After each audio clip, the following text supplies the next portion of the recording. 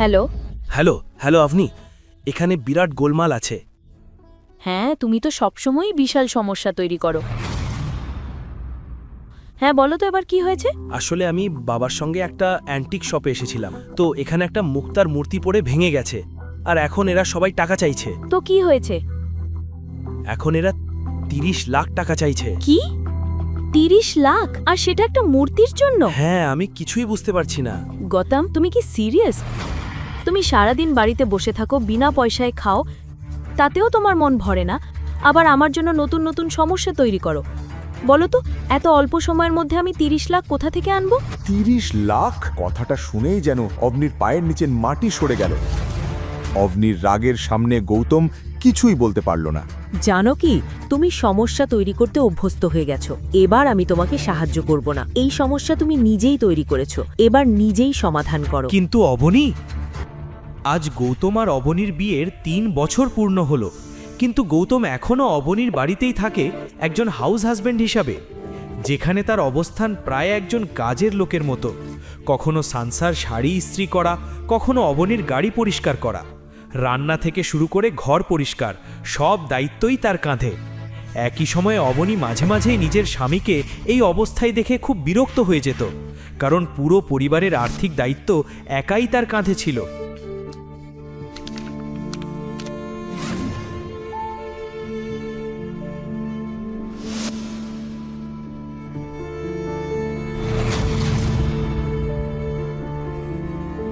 কিন্তু অবনী, এই মূর্তিটা বাবা ভেঙেছেন, এতে আমার দোষ কি? তুমি আমাকে একটা সুযোগও দিলে না বোঝানোর। আমার কথা শেষ হওয়ার আগেই ফোন কেটে দিলে।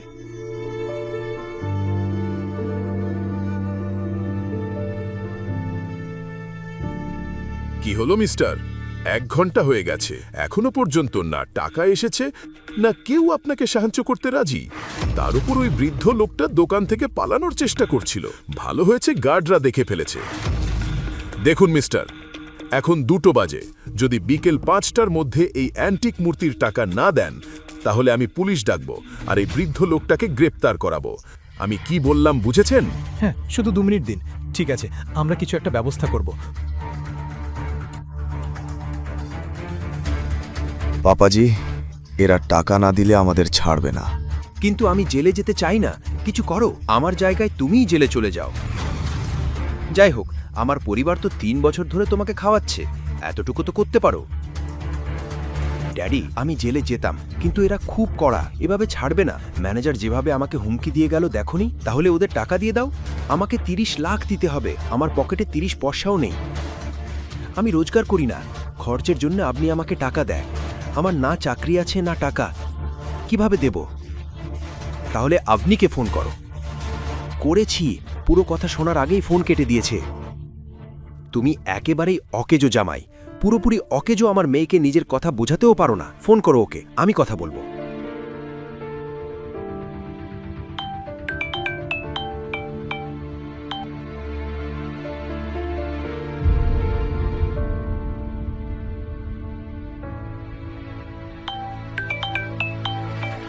তুমি কি পাগল? কাজের সময় আমাকে ডিস্টার্ব না করতে বলেছিলাম, আবার ফোন করেছো? সোনা, ড্যাডি কথা বলছে। ড্যাড? হ্যাঁ সোনা, তোমার সাহায্য দরকার। আমি একটা মূর্তি ভেঙে ফেলেছি, আর এরা টাকা চাইছে। না দিলে আমাকে জেলে পাঠাবে। কিন্তু ড্যাড, আপনি কেন? এটা তো গৌতমের ভুল, তাহলে আপনি কেন? আসলে মূর্তিটা আমি ভেঙেছি, ছবি তুলছিলাম, দেখতে দেখতে ভুল করে হাত লেগে যায়, মূর্তিটা পড়ে ভেঙে যায়। ড্যাড, আপনি তো জানেনই গৌতম বাড়িতে কত সমস্যা তৈরি করেছে, আর এখন আপনিও আমার জীবনে নতুন সমস্যা নিয়ে আসছেন। কিন্তু মা, যাই হোক, বলুন আপনি কোথায় আছেন, আমি মাকে নিয়ে আসছি। আমরা অ্যান্টিক শপে আছি, মাধবনগর। ঠিক আছে, সেখানেই থাকুন, আমি এক্ষুনি আসছি। অবনী এক বিশাল সমস্যার মুখোমুখি হয়েছিল, আর সেখান থেকে বের হওয়া তার পক্ষে সহজ ছিল না। আসলে অবনীর বাবা অনিল সিং যোধপুরের এক ধনী পরিবারের মানুষ ছিলেন, কিন্তু অনিলের মা গায়ত্রী দেবী সবসময় গৌতম আর অবনীর বিয়ের বিরুদ্ধে ছিলেন। 3 বছর আগে পুষ্কারে অবনীর দাদু হিম্মত আগরওয়াল আর গৌতমের দেখা হয়। তিনি গৌতমকে চিনেছিলেন এবং নিজের প্রিয় নাতনি অবনীর জন্য তাকেই স্বামী হিসেবে বেছে নিয়েছিলেন।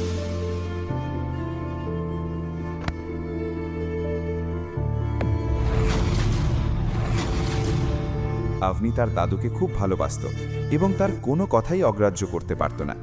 কিন্তু বিয়ের কিছুদিন পরই হিম্মত আগরওয়াল মারা যান।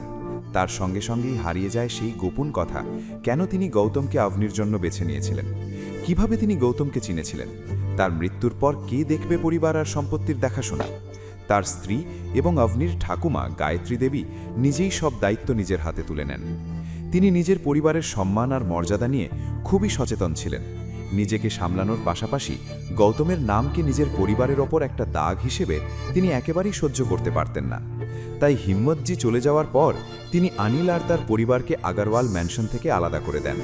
আভানি আজও এটা ভুলতে পারেননি। দিন রাত একটাই চিন্তা, কিভাবে নিজের পরিবারের অবস্থার উন্নতি করবে। আজ আবারও সে সমস্যার মুখে পড়েছিলেন।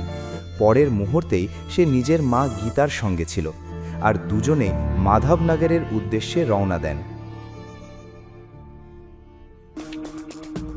ড্যাড, আপনি ঠিক আছেন তো? এসব কিভাবে হলো? এত দামি দোকানে আপনারা কি করছিলেন? আসলে আমরা এখান দিয়ে যাচ্ছিলাম, ড্যাডিজি সব দেখতে চেয়েছিলেন, তাই ভেতরে ঢুকি। এবং তারপর সবসময়ের মতোই তুমি এইটুকুও ঠিকমতো করতে পারলে না। তাহলে তুমি নিজেই ব্যাপারটা সামলালে না কেন? কিন্তু মা, আমি কি করতাম? আমি তো ড্যাডিজিকে সাবধান করেছিলাম, কিন্তু তিনি বললেন আর তুমি মেনে নিলে? কবে থেকে তুমি এত বাধ্য ছেলে হয়ে গেলে? মা, এসব কথা পরে হবে। এখন আমাদের ভাবতে হবে সবচেয়ে জরুরি বিষয়টা। এই 30 লাখ কোথা থেকে আসবে? আমি খুব রেগে যাচ্ছি। আমার শ্বশুর আমাদের জন্য কোনো সম্পত্তি রেখে যাননি, আর এখন এই অভিশাপ আমাদের ঘাড়ে চাপিয়ে দিয়েছেন। মা প্লিজ। কি মা? আমি কি আমার বাড়ি আর গাড়ি বিক্রি করে রাস্তায় নেমে যাব? আর এমনি তো এত টাকা তো পাওয়া যাবে না। সবাই সমস্যার সমাধান খুঁজতে শুরু করলো। সময় দ্রুত ফুরিয়ে যাচ্ছিল। অন্যদিকে ম্যানেজার অনিলের উপর নজর রাখছিল। সে টাকা পাওয়ার আশা ছেড়ে দিয়ে কমিশনারকে খবর দেয়, আর 3 ঘন্টা সে সবার অপেক্ষা করতে থাকে। ড্যাড, আমি কি গ্র্যান্ডমার কাছে সাহায্য চাইব? আমি ধীরে ধীরে ওনার টাকা ফেরত দিয়ে দেব। কিন্তু আভনি, গ্র্যান্ডমা তোমাকে সাহায্য করবেন না, কারণটা তুমি জানো। কিন্তু মম, একবার কথা বললে ক্ষতি কি? আমি ওনাকে ফোন করব। অবনী সঙ্গে সঙ্গে তার ঠাকুমা গায়ত্রী দেবীকে ফোন করল, কিন্তু তার মনে ভয় ছিল গায়ত্রী দেবী ফোন ধরবেন কিনা। গ্র্যান্ডমা, আমি... আরে, তোমার নম্বর আমার কাছে আছে। কি চাই? গায়ত্রী দেবী মন দিয়ে অবনীর কথা শোনেন। গল্পের বাকি অংশ জানতে দেখুন পরের এপিসোড শুধু পকেট এফএম-এর ইউটিউব চ্যানেলে। আর রয়্যাল ওয়ারিসের সব এপিসোড শুনতে বর্ণনায় দেওয়া লিঙ্ক থেকে পকেট এফএম অ্যাপ ডাউনলোড করুন।